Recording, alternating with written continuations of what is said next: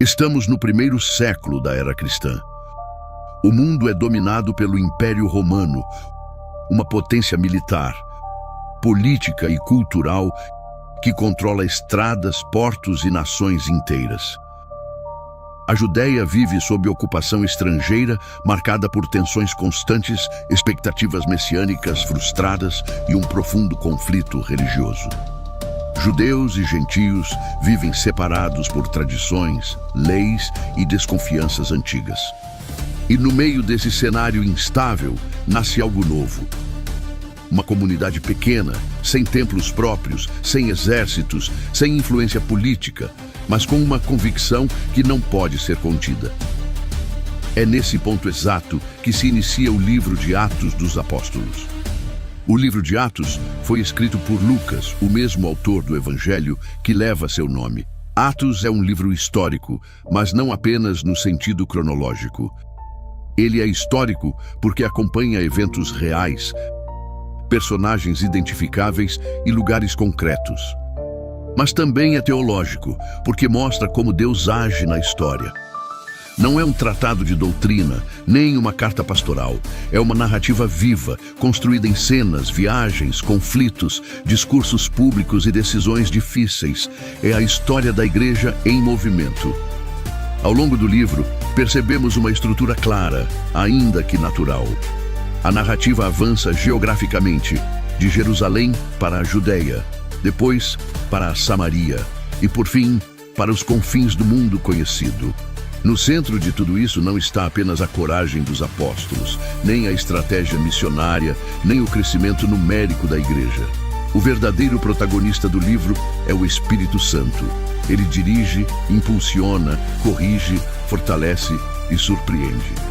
O livro de Atos começa exatamente onde o Evangelho termina, no período imediatamente posterior à ressurreição. Vamos para o capítulo 1 de Atos dos Apóstolos. Lucas abre o relato lembrando que depois de ressuscitar, Jesus continuou aparecendo aos discípulos. Durante 40 dias, ele se mostra vivo, fala com eles, come com eles e trata de um único assunto central: o reino de Deus. A ressurreição já aconteceu, mas o reino ainda precisa avançar no mundo. Em um desses encontros, Jesus dá uma instrução clara: os discípulos não devem se afastar de Jerusalém, eles precisam esperar. A promessa feita anteriormente pelo Pai ainda não se cumpriu. João batizou com água, mas eles serão batizados com o Espírito Santo dentro de poucos dias. Antes de qualquer movimento, antes de qualquer missão, há algo que precisa acontecer primeiro. Nesse momento, os discípulos fazem uma pergunta que revela suas expectativas. Eles querem saber se agora, finalmente, Jesus vai restaurar o reino a Israel. A resposta de Jesus não entra em detalhes sobre datas ou cronogramas. Ele corta o caminho da curiosidade e redefine completamente a prioridade. O tempo pertence ao Pai.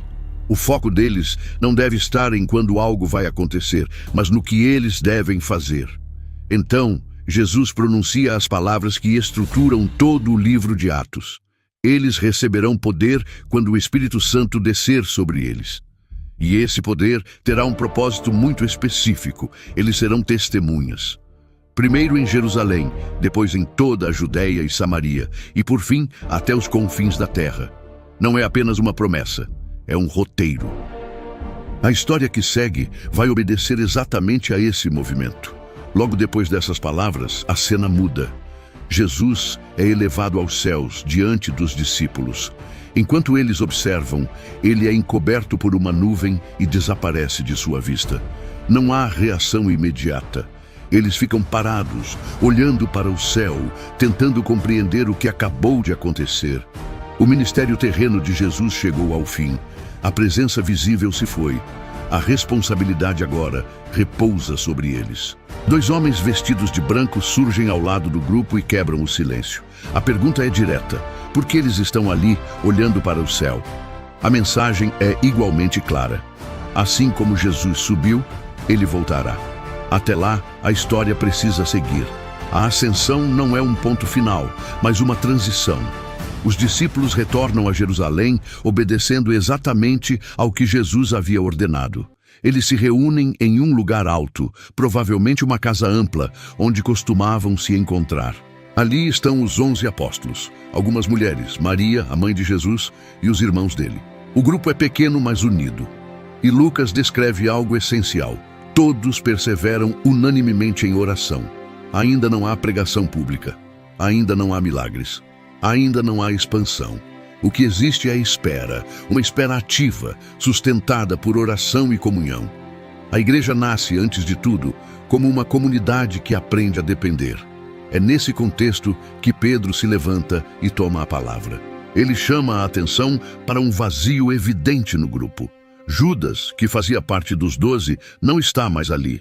Pedro relembra o que aconteceu. A traição, o dinheiro recebido, a morte trágica. Ele não se aprofunda nos detalhes, mas afirma algo importante. Tudo aquilo já estava previsto nas Escrituras. A tragédia não pegou Deus de surpresa. Pedro explica que é necessário que outro ocupe o lugar deixado por Judas. Não por conveniência, mas para restaurar a integridade do grupo apostólico. Os 12 não são apenas líderes, eles representam simbolicamente o novo povo de Deus, agora reunido em torno de Jesus. O critério é claro: o substituto precisa ter acompanhado todo o ministério de Jesus, desde o batismo até a ressurreição. 2 nomes são apresentados: José, chamado Barsabás, e Matias. O grupo ora mais uma vez, reconhecendo que Deus conhece os corações. Eles lançam sortes, um costume comum naquele contexto, e a escolha recai sobre Matias. Ele é contado entre os 12 apóstolos. Esse momento costuma gerar dúvidas, especialmente sobre o uso de sortes para a escolha. No contexto do livro, porém, isso acontece antes da descida do Espírito Santo e segue um padrão conhecido nas escrituras hebraicas. Lucas não apresenta a decisão como equivocada, nem como algo que precisará ser corrigido depois. Ao contrário, ele descreve uma comunidade que ora, busca direção nas Escrituras e confia o resultado a Deus, estabelecendo desde o início uma postura de dependência, não de improviso. O capítulo 1 termina sem o cumprimento da promessa.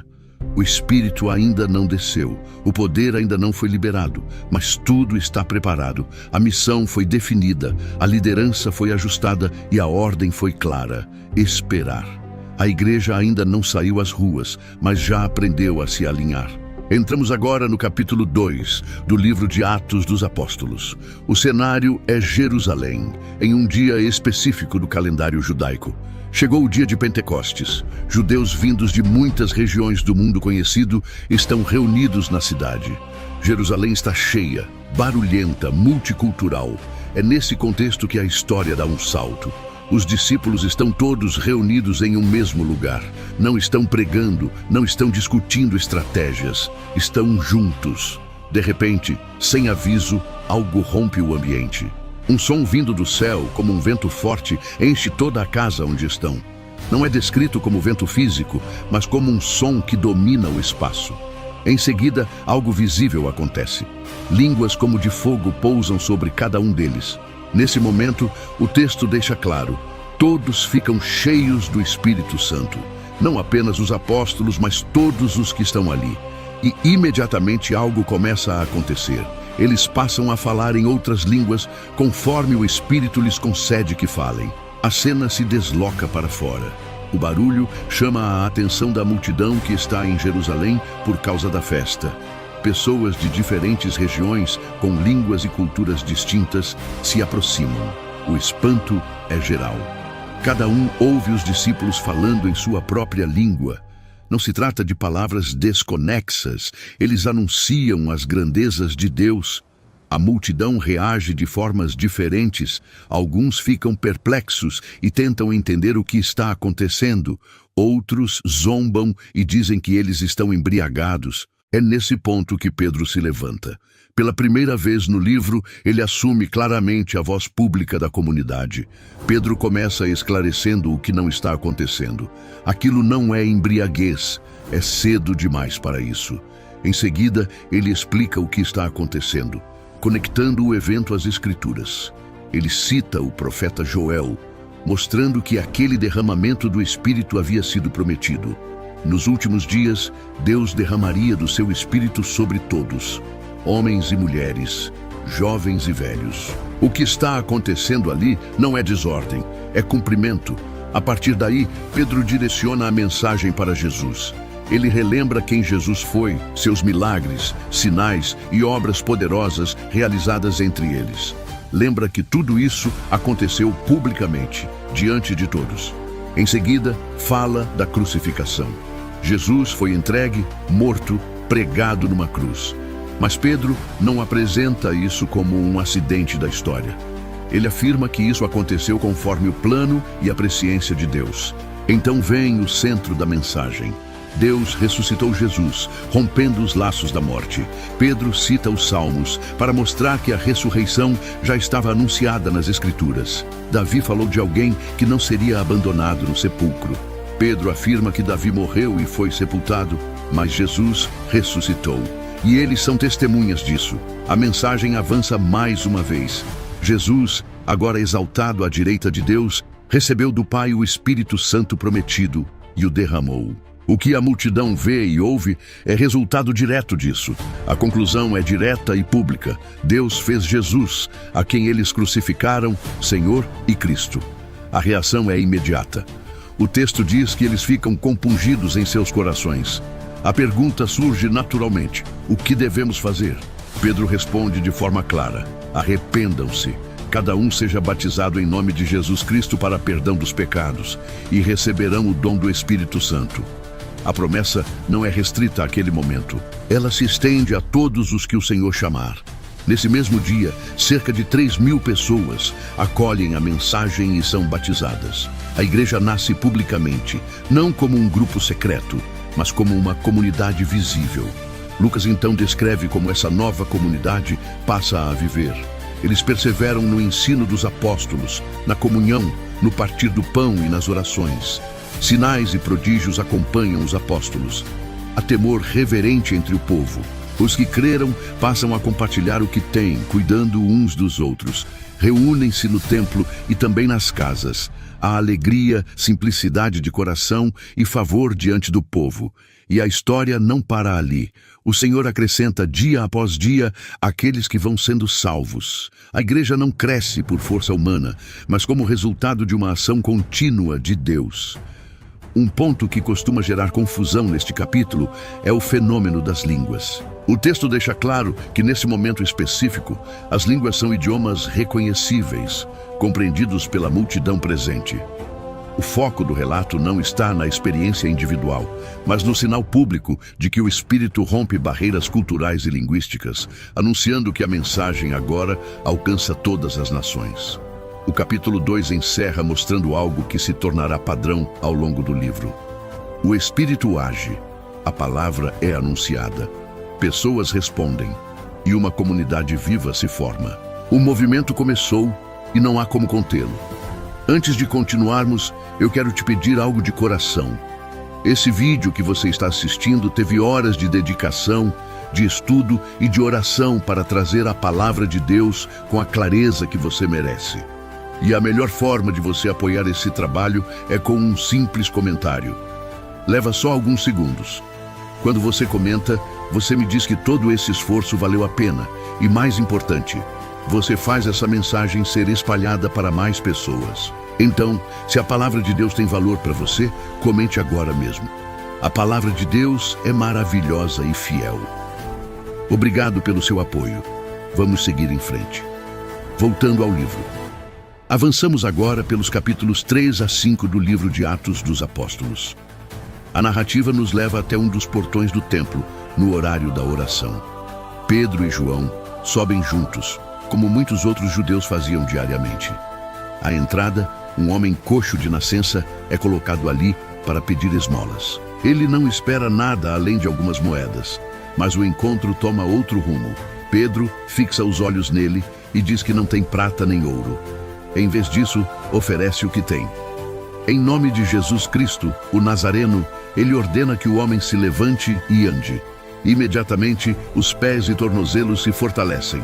O homem se levanta, anda, entra no templo e começa a saltar e louvar a Deus. A cena acontece diante de todos. A reação é imediata. As pessoas reconhecem aquele homem. Ele era conhecido, visto ali todos os dias. A cura pública provoca espanto, admiração e uma multidão se reúne ao redor dos apóstolos. O milagre não fica isolado. Ele cria um palco para a mensagem. Pedro então toma a palavra mais uma vez. Ele não aceita que a atenção fique nele ou em João. Deixa claro que o poder não vem deles. A cura aconteceu pelo nome de Jesus, aquele que o povo entregou, negou e matou, mas que Deus ressuscitou dentre os mortos. Pedro conecta o acontecimento às Escrituras, fala do Deus de Abraão, Isaque e Jacó, e mostra que Jesus é o cumprimento das promessas feitas aos pais. A mensagem provoca divisão. Muitos creem, outros se incomodam profundamente. Os sacerdotes, o capitão do templo e os saduceus se aproximam. A pregação sobre a ressurreição incomoda diretamente as autoridades religiosas. Pedro e João são presos. Pela primeira vez, a igreja enfrenta repressão oficial. No dia seguinte, eles são levados diante do conselho. As autoridades perguntam com que poder ou em nome de quem eles fizeram aquilo. Pedro responde com ousadia. Cheio do Espírito Santo, afirma que o homem foi curado em nome de Jesus Cristo, a quem eles crucificaram e a quem Deus ressuscitou. Ele declara que não há salvação em nenhum outro nome. Os líderes ficam perplexos. Reconhecem que Pedro e João são homens simples, sem formação rabínica formal. Ainda assim, percebem que estiveram com Jesus. Sem conseguir negar o milagre, tentam silenciá-los. Ordenam que não falem mais naquele nome. A resposta é direta. Eles afirmam que não podem deixar de falar do que viram e ouviram. Pedro e João são soltos e retornam à comunidade. A igreja não reage com medo nem com revolta. Eles se reúnem e oram. Não pedem proteção contra a perseguição, mas ousadia para continuar anunciando a palavra. O lugar onde estão treme e todos são novamente cheios do Espírito Santo. A missão segue adiante. Lucas então amplia o foco e descreve a vida interna da comunidade. Os que creem são unidos de coração e alma. Ninguém considera exclusivamente seu o que possui. A partilha real. Os apóstolos testemunham com grande poder a ressurreição do Senhor Jesus. E grande graça está sobre todos. Pessoas vendem propriedades e trazem os recursos para atender às necessidades da comunidade. É nesse contexto que surge um episódio grave. Ananias e Safira vendem uma propriedade, mas retêm parte do valor enquanto fingem entregar tudo. Pedro confronta a situação. O problema não está em guardar o dinheiro, mas em mentir, não aos homens, mas a Deus. Ambos caem mortos, e grande temor toma conta de toda a igreja. Esse episódio costuma causar estranhamento por sua severidade. O texto, porém, deixa claro que não se trata de punição por contribuição insuficiente, mas por falsidade deliberada dentro de uma comunidade marcada pela verdade e pela ação do Espírito. No início da história da igreja, esse acontecimento estabelece que a presença de Deus traz graça abundante, mas também santidade e responsabilidade. Apesar disso, a igreja continua crescendo. Muitos sinais e prodígios são feitos pelas mãos dos apóstolos. O povo os respeita e mais pessoas se unem à fé. O impacto agora é inegável. Doentes são levados às ruas. A oposição se intensifica. As autoridades, cheias de inveja, prendem novamente os apóstolos. Durante a noite, um anjo do Senhor abre as portas da prisão e os liberta. Eles recebem uma ordem clara: voltar ao templo e anunciar ao povo todas as palavras dessa vida. Ao amanhecer, eles obedecem. Quando o conselho se reúne, os apóstolos não estão mais na prisão. São encontrados no templo, ensinando. Levados novamente diante das autoridades, são questionados. Pedro responde, afirmando que é necessário obedecer a Deus antes que aos homens. Eles são açoitados e advertidos mais uma vez. Mesmo assim, os apóstolos saem alegres por terem sido considerados dignos de sofrer pelo nome de Jesus. E o texto conclui afirmando que todos os dias, no templo e de casa em casa, eles não cessam de ensinar e anunciar que Jesus é o Cristo. O confronto está estabelecido. A fé já não pode ser ignorada nem confinada. A igreja cresce sob pressão, marcada por poder, verdade e coragem. Avançamos para os capítulos 6 a 7 do livro de Atos dos Apóstolos. A comunidade em Jerusalém cresce diariamente, reunindo pessoas de origens diferentes. Entre os discípulos, há judeus de fala hebraica e judeus de fala grega, com costumes e referências culturais distintas. É nesse contexto que surge uma queixa. As viúvas de fala grega estão sendo negligenciadas na distribuição diária de alimentos. O problema não é pequeno. Ele revela uma tensão real dentro da comunidade. A igreja, que até então experimentava unidade e crescimento, agora precisa lidar com a diversidade e com a possibilidade de injustiça. Os 12 apóstolos se reúnem com a comunidade e deixam claro que algo precisa ser feito, mas sem perder o foco da missão principal. Eles afirmam que não é correto abandonar o ministério da Palavra de Deus para servir às mesas. A solução apresentada envolve toda a comunidade. 7 homens são escolhidos com critérios bem definidos, boa reputação, cheios do Espírito Santo e de sabedoria. A escolha não é aleatória. Reflete a necessidade de maturidade espiritual também nas funções práticas. Os apóstolos oram e impõem as mãos sobre eles, delegando oficialmente essa responsabilidade. Com isso, o texto faz uma afirmação importante. A palavra de Deus continua a se espalhar. O número de discípulos aumenta ainda mais e até muitos sacerdotes passam a obedecer à fé. A organização não freia o crescimento, ela o sustenta. Entre os 7 escolhidos, um nome começa a ganhar destaque: Estevão. Ele é descrito como cheio de graça e poder, realizando grandes sinais e prodígios entre o povo. Sua atuação chama a atenção e provoca a reação. Alguns membros de sinagogas frequentadas por judeus da diáspora começam a discutir com ele. Não conseguem resistir à sabedoria e ao espírito com que ele fala. A oposição, então, muda de estratégia. Falsas testemunhas são levantadas, acusando Estevão de falar contra o templo e contra a lei. Ele é levado diante do conselho. As acusações são graves, pois tocam nos pilares da identidade religiosa judaica. Enquanto está ali, o texto registra um detalhe marcante. O rosto de Estevão parece como o rosto de um anjo. Diante do sumo sacerdote, Estevão recebe a oportunidade de falar. O capítulo 7 é ocupado quase inteiramente por seu discurso. Ele começa recontando a história de Israel, desde Abraão, passando por José, Moisés e os profetas. Estevão não faz um resumo genérico. Ele seleciona eventos-chave e mostra um padrão recorrente. O povo de Israel frequentemente resiste aos enviados de Deus. Ele relembra como José foi rejeitado por seus irmãos, como Moisés foi inicialmente recusado pelo próprio povo e como Israel, mesmo após libertação e sinais, se voltou para a idolatria. O discurso avança mostrando que Deus nunca esteve limitado a um único lugar. Ele apareceu a Abraão fora da terra, esteve com José no Egito, falou com Moisés no deserto. O templo, embora importante, nunca foi capaz de conter a presença de Deus. A tensão cresce à medida que Estevão aproxima a história do presente. Ele afirma que os ouvintes seguem o mesmo padrão de seus antepassados. Resistiram ao Espírito Santo, perseguiram os profetas e agora traíram e mataram o justo. A acusação é direta. Eles receberam a lei, mas não a guardaram. A reação é imediata. Os membros do conselho ficam furiosos, rangem os dentes contra ele. Estevão, porém, cheio do Espírito Santo, fixa os olhos no céu e descreve o que vê.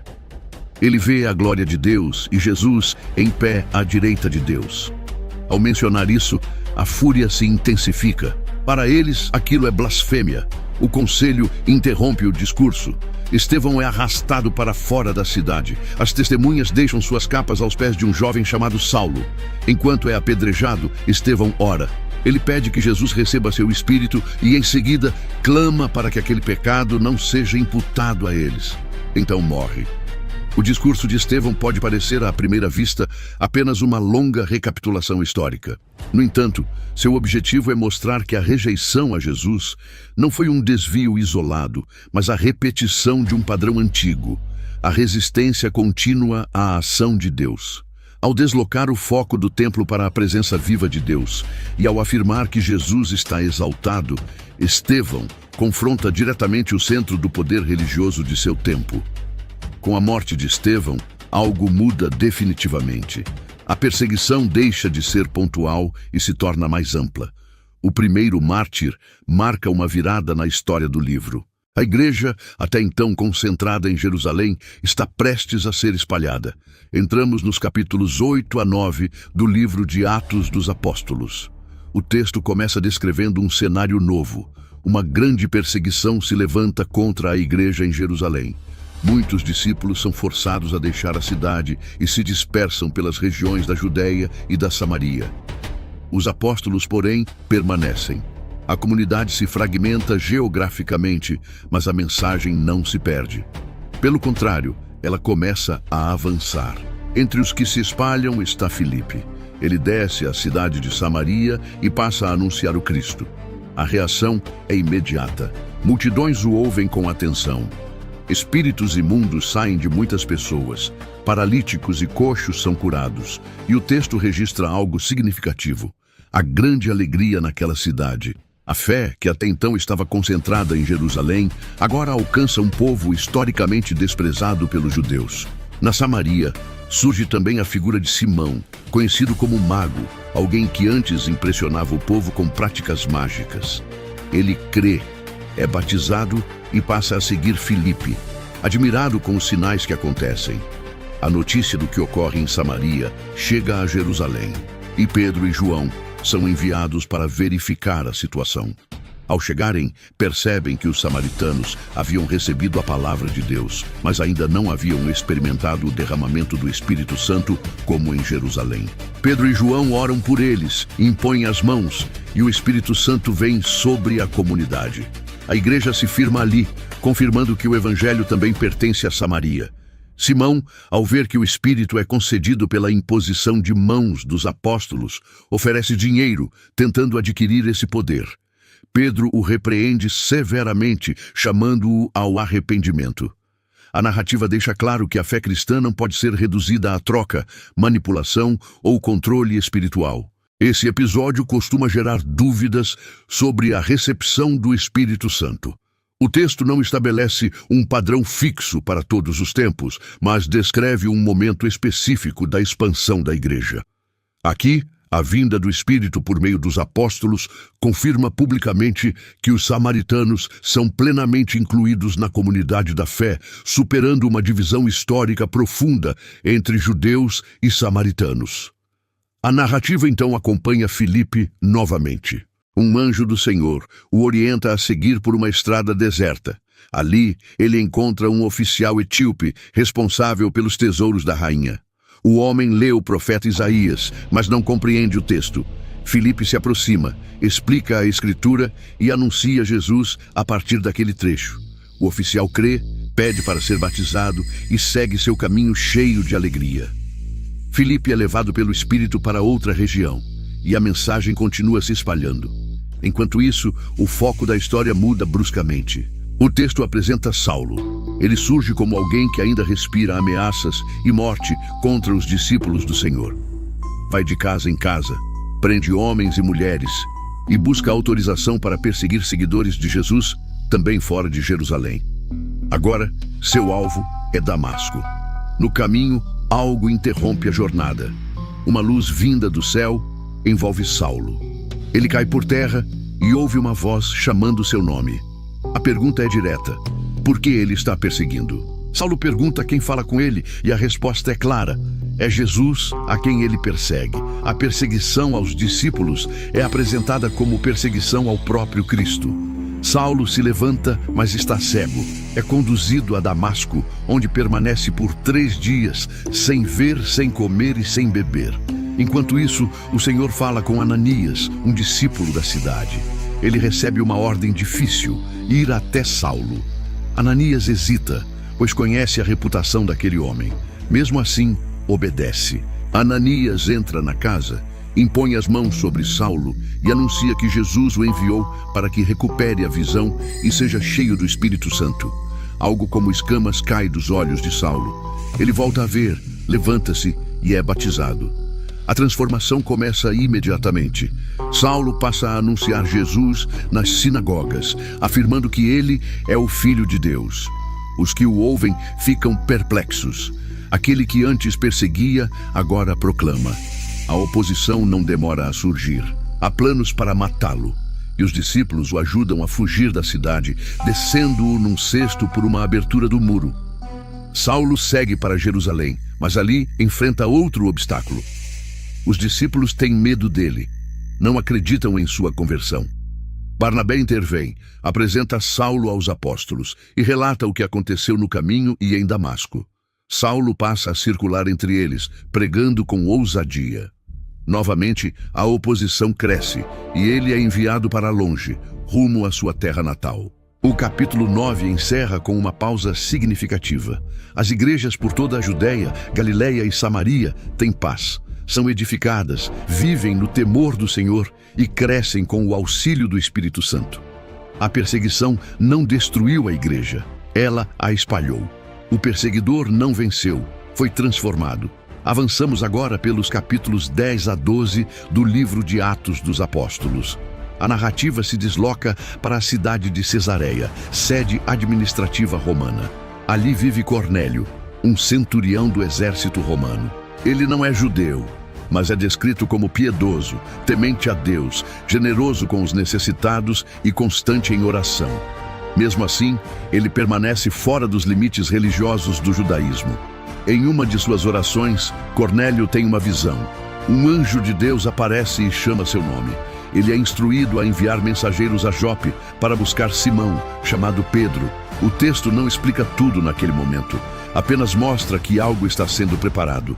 Enquanto os mensageiros seguem viagem, a narrativa se desloca para Jope. Pedro sobe ao terraço da casa onde está hospedado para orar. É por volta da hora sexta. Ele sente fome e, nesse estado, tem uma visão. Um objeto semelhante a um grande lençol desce do céu, contendo todo tipo de animal, inclusive aqueles considerados impuros pela lei judaica. Uma voz ordena que ele se levante, mate e coma. Pedro reage imediatamente. Ele se recusa, afirmando que nunca comeu nada comum ou impuro. A voz responde dizendo que ele não deve chamar de impuro aquilo que Deus purificou. Essa cena se repete 3 vezes e o lençol é recolhido ao céu. Pedro fica perplexo, tentando entender o significado da visão. Nesse exato momento, os mensageiros enviados por Cornélio chegam à casa. O Espírito orienta Pedro a descer e ir com eles, sem hesitar. No dia seguinte, Pedro parte para Cesareia, acompanhado de alguns irmãos. Ao chegar, encontra Cornélio reunido com parentes e amigos próximos, todos esperando ouvir o que Deus tem a dizer. Cornélio relata sua visão. Pedro, então, começa a compreender o que está acontecendo. Ele afirma algo que muda o rumo da história. Deus não faz acepção de pessoas. Em qualquer nação, aquele que o teme e pratica a justiça lhe é aceitável. Pedro passa a anunciar Jesus, falando de sua vida, morte e ressurreição e afirmando que todo aquele que crê recebe perdão dos pecados por meio dele. Enquanto Pedro ainda fala, algo acontece. O Espírito Santo desce sobre todos os que ouvem a palavra. Eles passam a falar em línguas e a engrandecer a Deus. Os judeus que acompanharam Pedro ficam admirados. O mesmo dom concedido em Jerusalém agora é derramado sobre gentios. Pedro não hesita. Ele pergunta quem poderia impedir que aquelas pessoas fossem batizadas, já que receberam o Espírito Santo da mesma forma. Cornélio e sua casa são batizados. Pela primeira vez, gentios entram plenamente na comunidade cristã sem se tornarem judeus. Quando Pedro retorna a Jerusalém, enfrenta questionamentos. Alguns o criticam por ter entrado na casa de incircuncisos e comido com eles. Pedro então relata, passo a passo, tudo o que aconteceu. Ao ouvir o relato, os líderes se calam e glorificam a Deus, reconhecendo que o arrependimento para a vida também foi concedido aos gentios. Esse episódio marca uma virada teológica profunda no livro. A visão de Pedro não trata apenas de alimentos, mas da redefinição dos limites da comunidade da fé. O texto mostra que a iniciativa não parte da igreja, mas de Deus, que conduz cada passo para deixar claro que a inclusão dos gentios não é concessão humana, mas propósito divino. É narrativa, segue mostrando as consequências dessa abertura. Os discípulos dispersos pela perseguição começam a anunciar o evangelho também aos gentios. Em Antioquia, muitos creem e uma nova comunidade floresce. A igreja de Jerusalém envia Barnabé para acompanhar o que está acontecendo.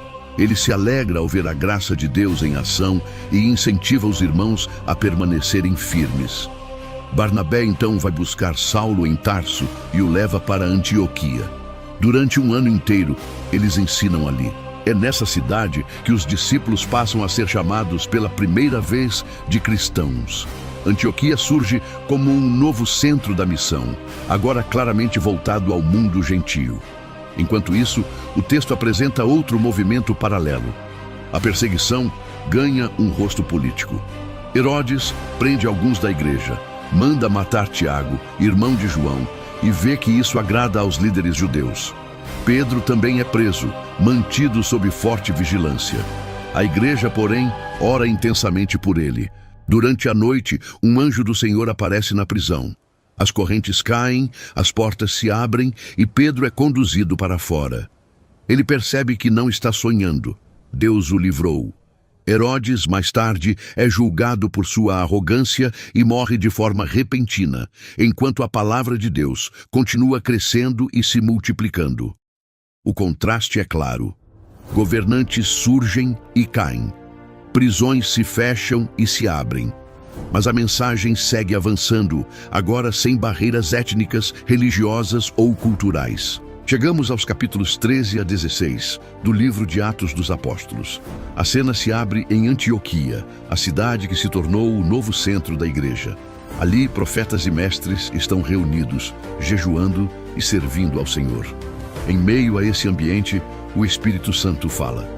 Barnabé e Saulo devem ser separados para uma obra específica. A igreja ora, impõe as mãos e os envia. Não há pressa nem improviso. A missão começa a partir da comunhão e da direção divina. Eles seguem primeiro para Chipre.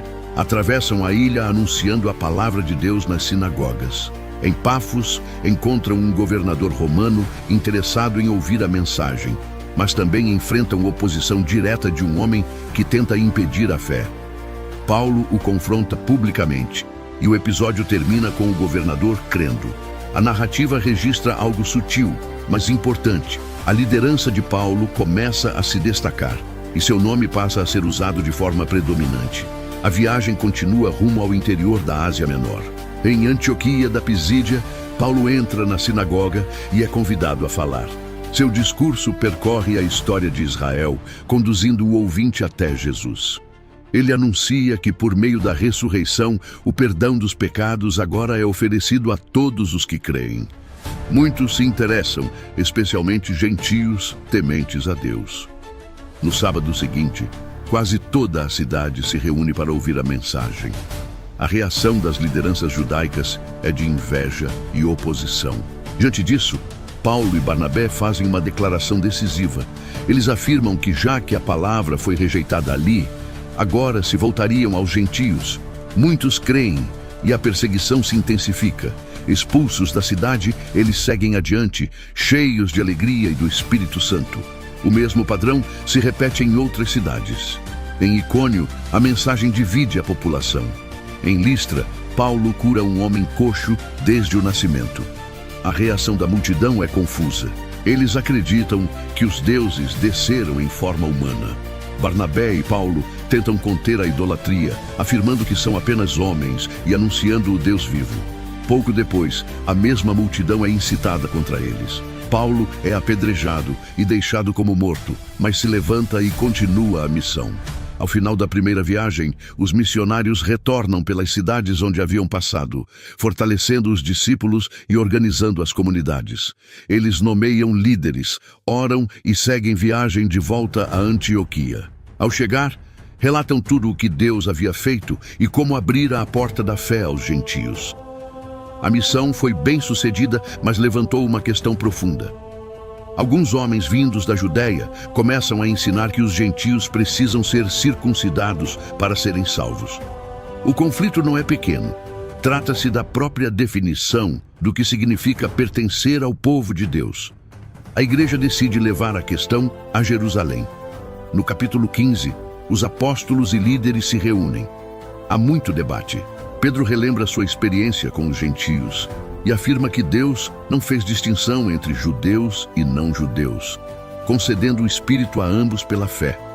Tiago também fala, citando os profetas, e confirma que a inclusão dos gentios fazia parte do plano divino. A decisão final preserva a unidade da igreja. Os gentios não seriam obrigados a guardar a lei mosaica, mas receberiam orientações para manter comunhão. Uma carta é enviada às igrejas, trazendo alívio e alegria. Com a questão resolvida, a missão continua. Paulo e Barnabé se separam por causa de uma divergência sobre João Marcos.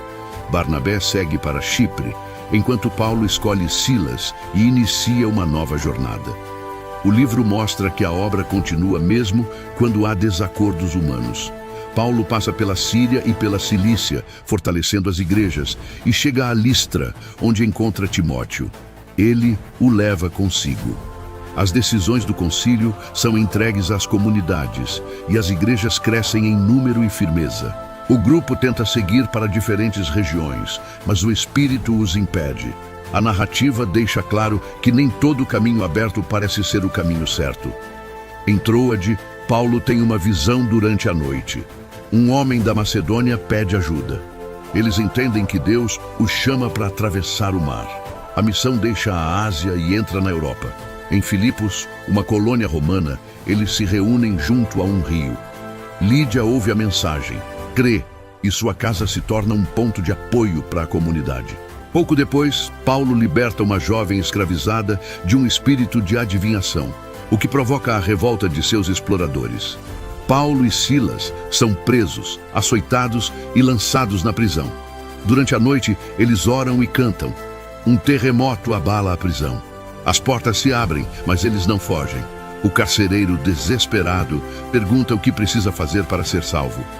Paulo responde que ele precisa crer em Jesus Cristo.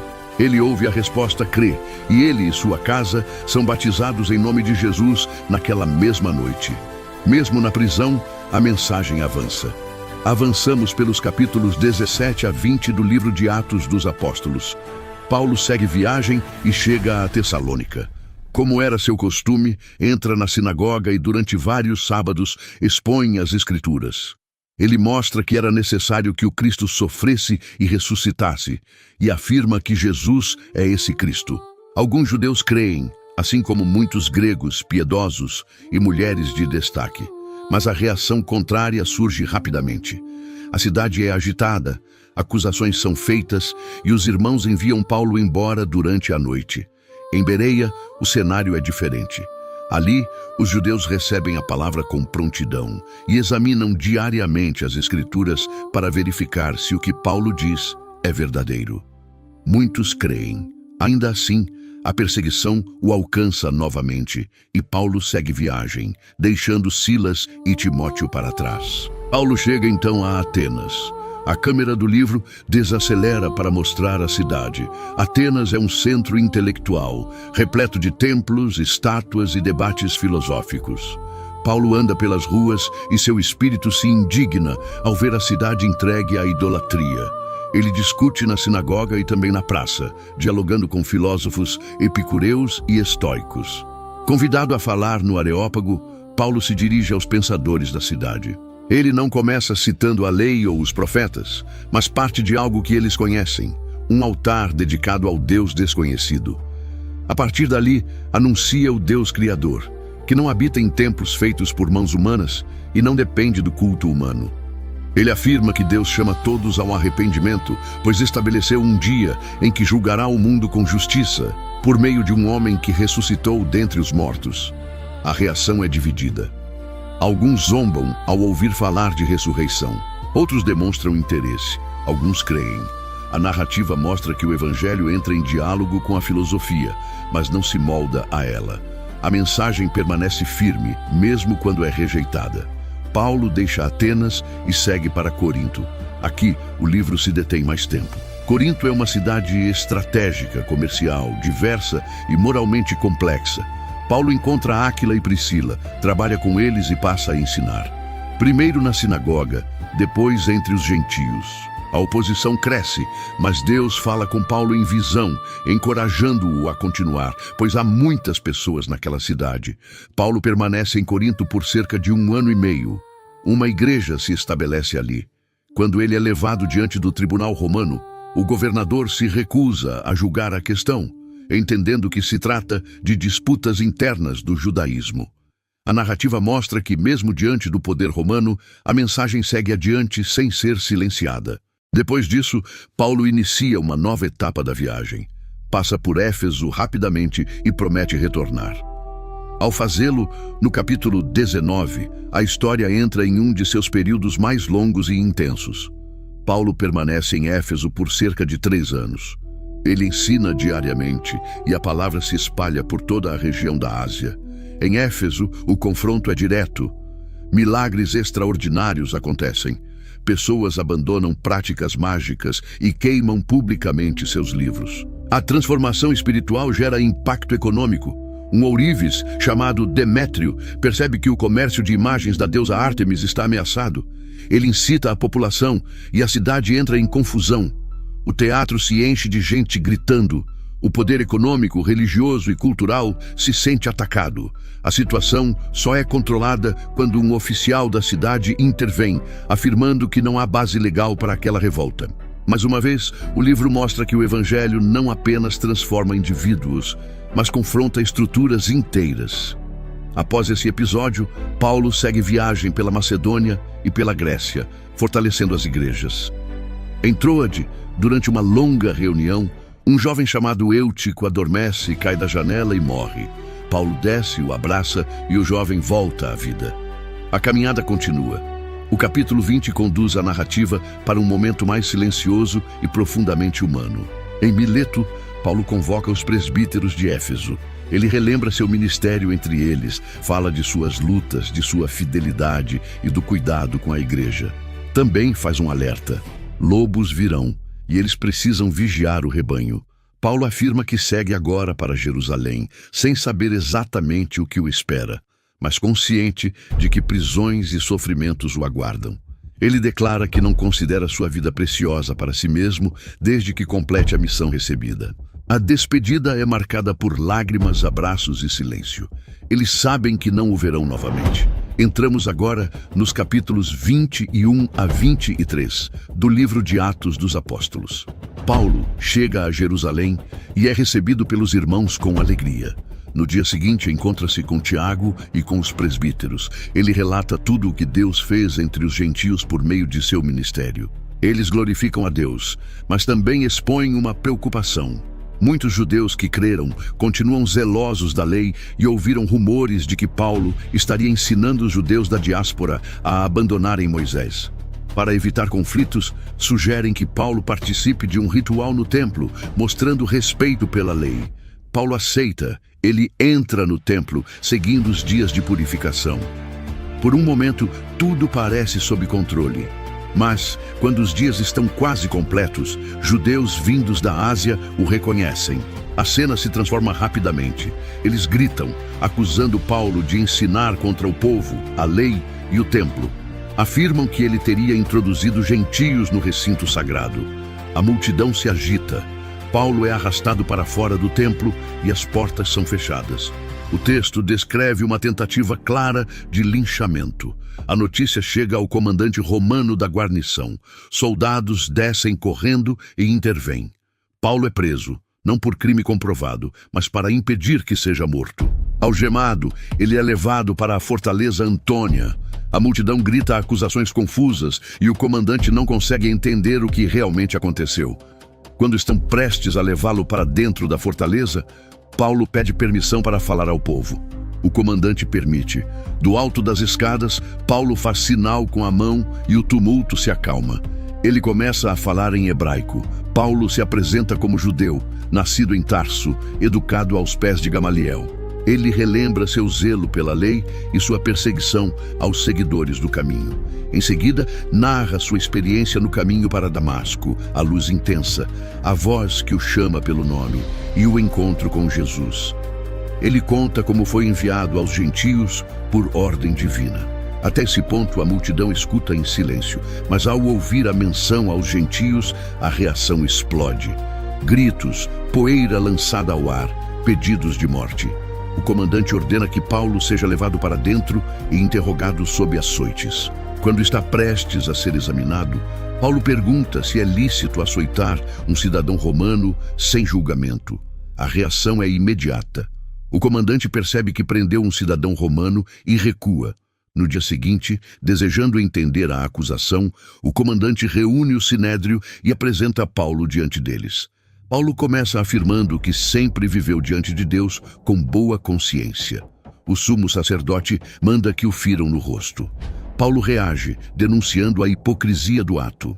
Percebendo que o conselho é dividido entre fariseus e saduceus, Paulo declara que está sendo julgado por causa da esperança da ressurreição dos mortos.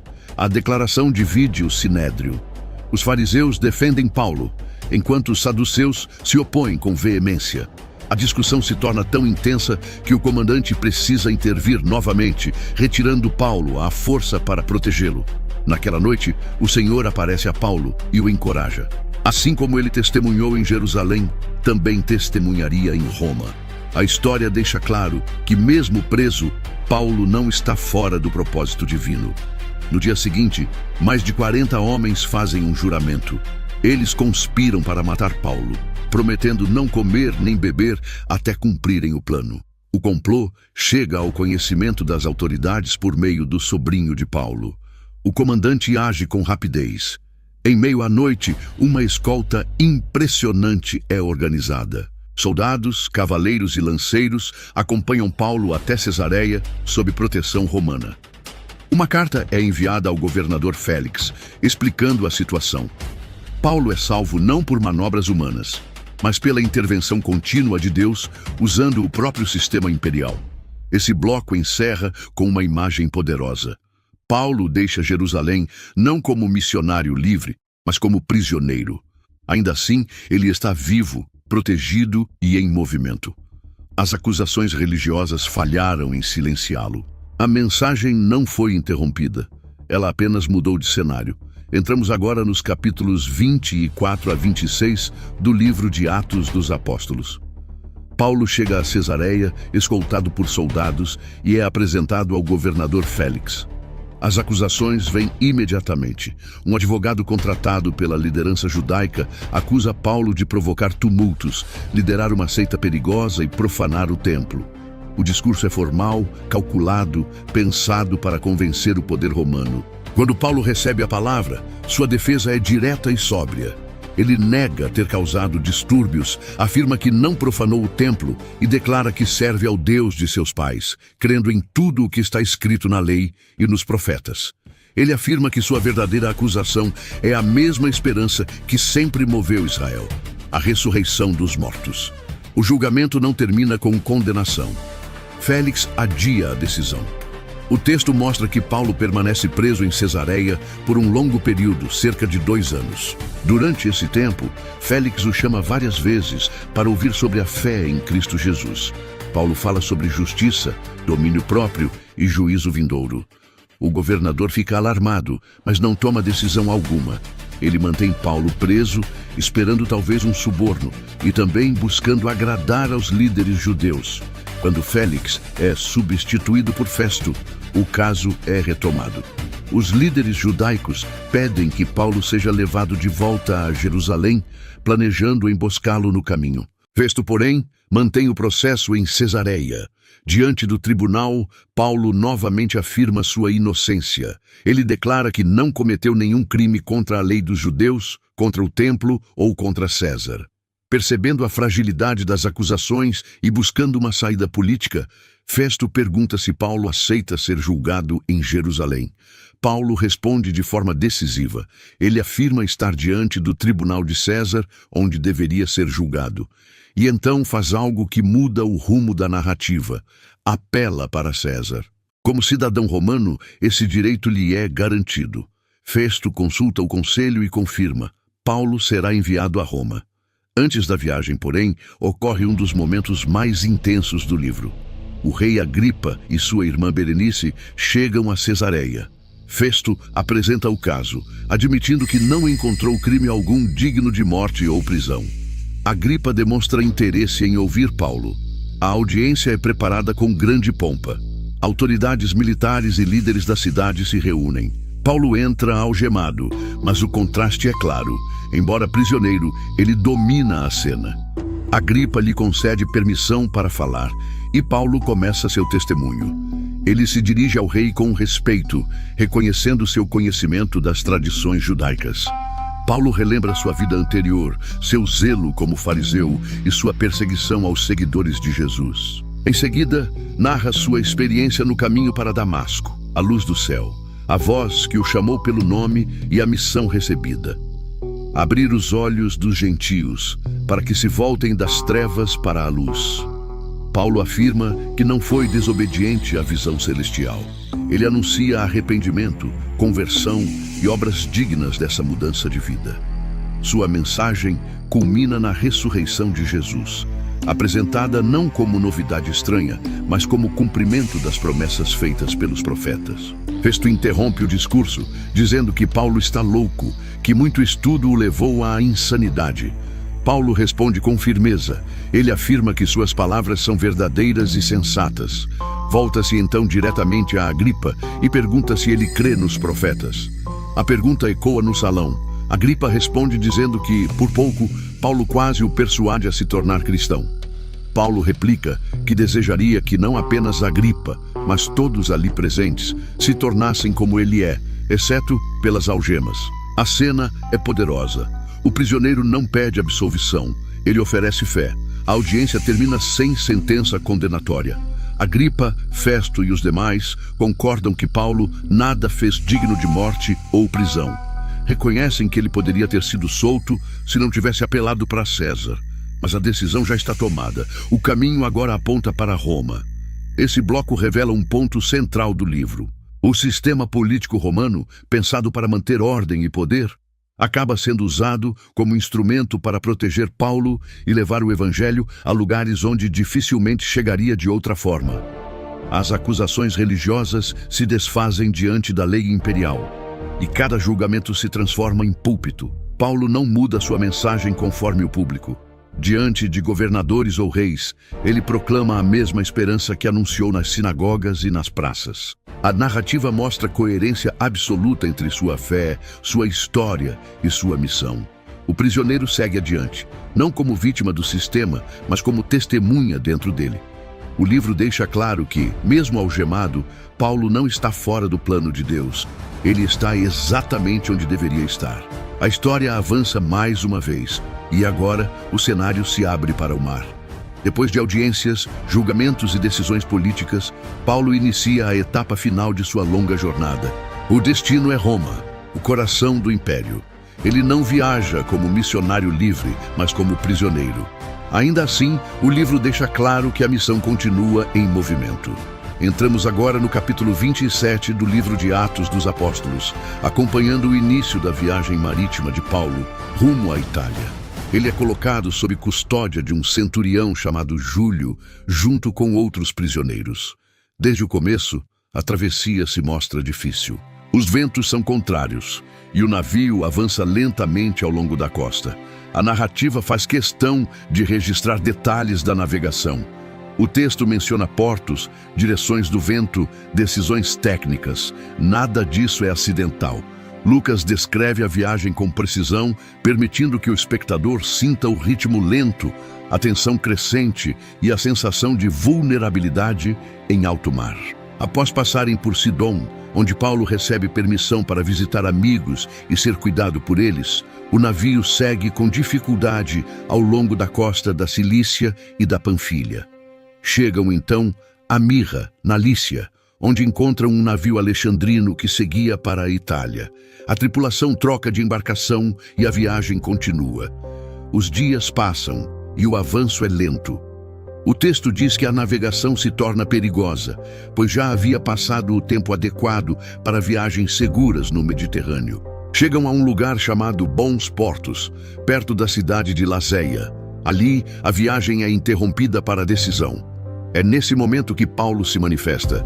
Ele observa a situação e faz um alerta claro. Paulo afirma que continuar a viagem traria prejuízo e grande perda, não apenas da carga e do navio, mas também de vidas. Sua advertência não vem como revelação mística explícita, mas como discernimento atento à realidade. A reação é reveladora. O centurião dá mais crédito ao piloto e ao proprietário do navio do que a Paulo. Além disso, o porto não parecia adequado para passar o inverno. A maioria decide seguir viagem, esperando alcançar um local melhor. A decisão é técnica, econômica e prática. A voz de Paulo é ignorada. Pouco depois, um vento suave começa a soprar. A tripulação acredita que seus planos darão certo. Eles levantam âncora e seguem de perto a costa de Creta. Por um breve momento, tudo parece confirmar a escolha feita. Mas a mudança vem rapidamente. Um vento forte, descrito como um tufão, desce da ilha e atinge o navio com violência. A embarcação perde o controle. Não conseguem mais enfrentá-lo de frente. O navio passa a ser arrastado. A narrativa se torna intensa. A tripulação usa todos os recursos disponíveis para tentar salvar a embarcação. Amarram o casco, lançam a carga ao mar, depois parte do equipamento. O texto descreve dias sem sol nem estrelas, enquanto a tempestade continua implacável. Toda esperança de salvação começa a desaparecer. O medo domina o ambiente. Marinheiros experientes, soldados romanos e prisioneiros compartilham a mesma insegurança. A natureza se impõe de forma absoluta. O mar não respeita hierarquia, experiência nem autoridade. Nesse ponto, Paulo se levanta novamente. Ele lembra a todos que havia alertado sobre o perigo. Mas suas palavras não vêm carregadas de reprovação. Elas vêm acompanhadas de encorajamento. Paulo pede que tenham coragem. Ele afirma que, embora o navio se perca, nenhuma vida será perdida. Aqui surge um ponto importante para a compreensão da narrativa. Embora Paulo esteja preso e sem autoridade formal, ele passa a assumir uma liderança moral e espiritual. O texto mostra que, em meio ao caos, a voz que antes foi ignorada agora se torna referência. Não porque Paulo controla a situação, mas porque confia em algo maior do que a situação. O capítulo encerra esse bloco com a tempestade ainda em curso. O navio segue à deriva, a noite se estende, o mar continua ameaçador. O espectador é deixado em suspensão, sentindo o peso da decisão tomada, a força da natureza e a fragilidade humana diante do imprevisível. Seguimos no capítulo 27 do livro de Atos dos Apóstolos, agora acompanhando os acontecimentos desde o auge da tempestade até o naufrágio. O texto descreve dias inteiros sem sol e sem estrelas. A tripulação perde qualquer referência de direção. O mar dita o ritmo. A fome se instala. A esperança começa a se esvair. É então que Paulo se levanta no meio daquele caos. Ele não fala como prisioneiro nem como passageiro desesperado. Ele fala com clareza. Lembra a todos que havia advertido sobre o perigo, mas imediatamente conduz suas palavras para outro tom. Ele pede coragem. Anuncia que nenhum deles perderá a vida, embora o navio seja destruído.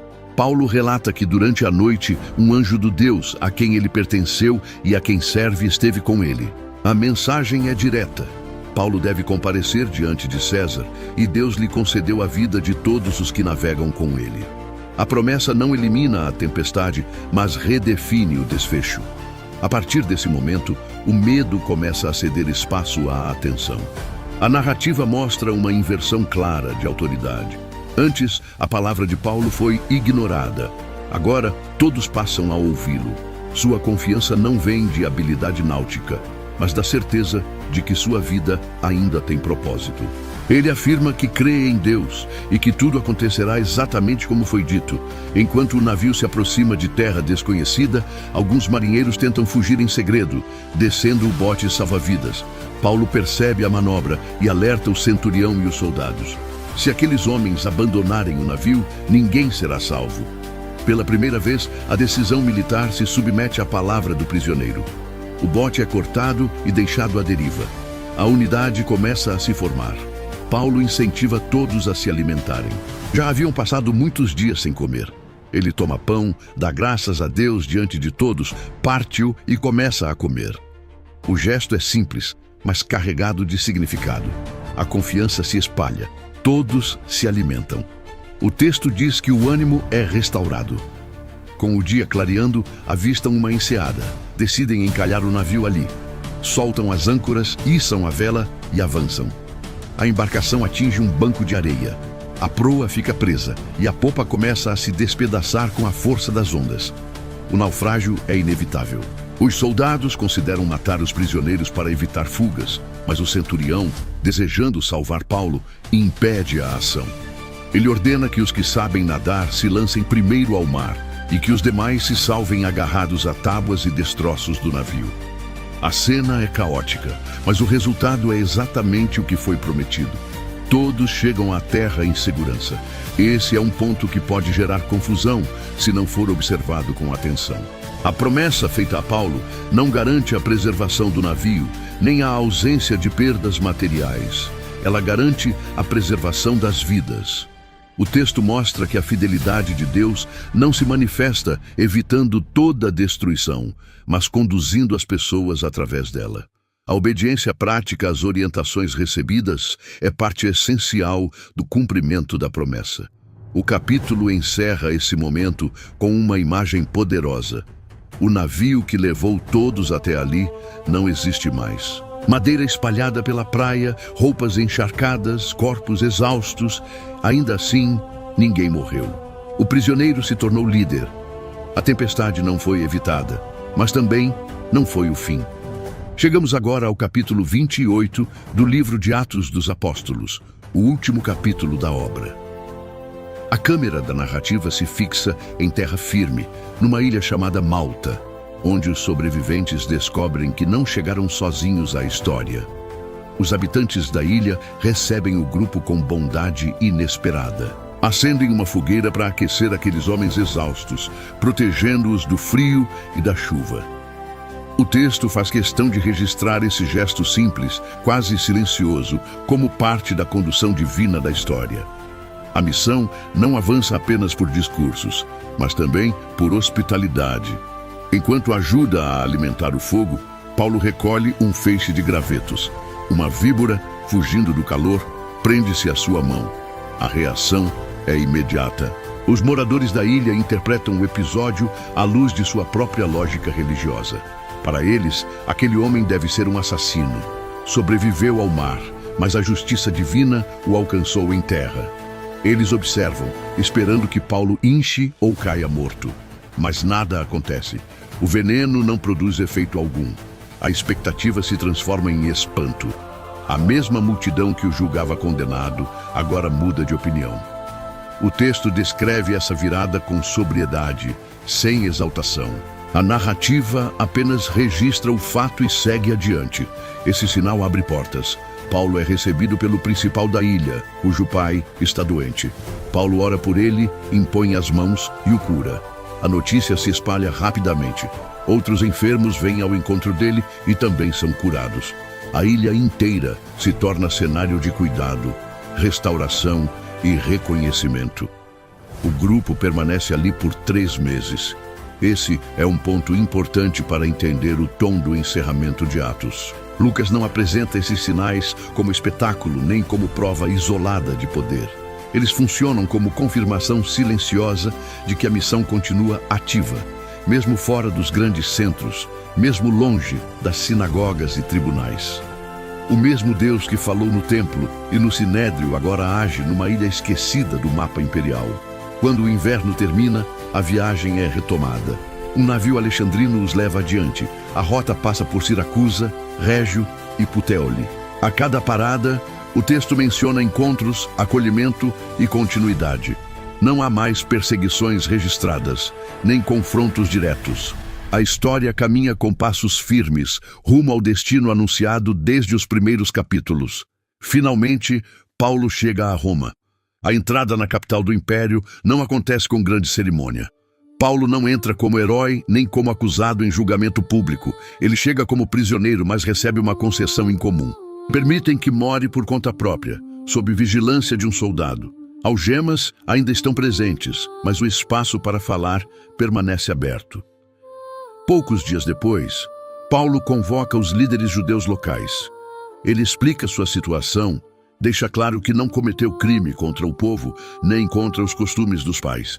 Afirma que está preso por causa da esperança de Israel. Alguns se interessam, outros permanecem cautelosos. Marcam um dia para ouvi-lo com mais atenção. Quando esse dia chega, muitos se reúnem em sua casa. Paulo passa o dia inteiro explicando e testemunhando. O texto diz que ele fala do reino de Deus e procura persuadi-los a respeito de Jesus, usando a lei de Moisés e os profetas. Alguns creem, outros rejeitam. A divisão é clara, como em tantas outras cidades ao longo do livro. Paulo encerra o encontro citando palavras antigas sobre corações endurecidos e ouvidos fechados. Ele afirma que a salvação de Deus foi enviada aos gentios e que eles ouvirão.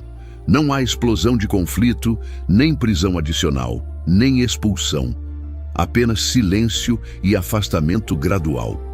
O livro caminha então para suas últimas linhas. Lucas registra que Paulo permanece 2 anos inteiros naquela casa alugada. Ele recebe todos os que o procuram, ensina, anuncia o reino de Deus e fala a respeito do Senhor Jesus Cristo com toda a liberdade, sem impedimento algum. Essa frase final é cuidadosamente escolhida. Paulo continua preso. O império continua de pé, mas a palavra não está algemada. O evangelho alcançou Jerusalém, Judeia, Samaria e agora está em Roma, o centro político e simbólico do mundo conhecido. O encerramento aberto de Atos não é falta de informação, mas uma decisão literária intencional. Lucas não registra o destino final de Paulo porque o foco nunca foi o fim de um apóstolo, e sim o avanço da mensagem. O livro termina exatamente onde o mandato inicial apontava, nos confins do mundo conhecido. A história não acaba porque continua além das páginas. A última imagem que Atos nos deixa não é de morte, julgamento ou vitória política. É a de um homem ensinando, recebendo pessoas, falando livremente sobre Jesus no coração do império que antes tentara silenciá-lo.